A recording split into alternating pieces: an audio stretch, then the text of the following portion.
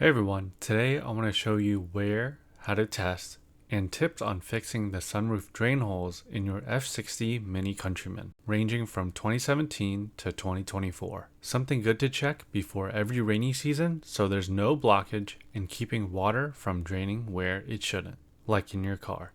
So the drain holes are at every corner of the sunroof.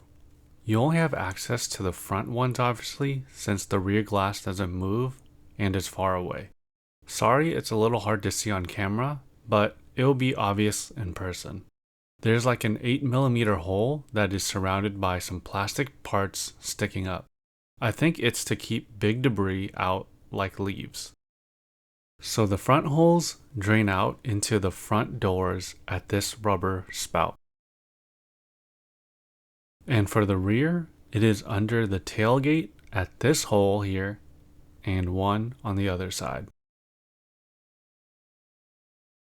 To test the front, you don't need to be on a forward sloping surface, so flat is fine since you can pour water almost straight into the hole.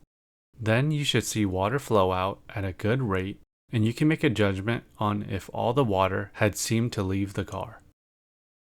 For the rear, since we can't be directly over the hole, you will need to be parked on a sloped surface so the water runs all the way back to the rear. Then again, just make sure you have a good flow rate. If you don't, I have read that using compressed air or some weed whacker line could help you free any debris stuck in there. I hope that this video helped you, and thanks for watching.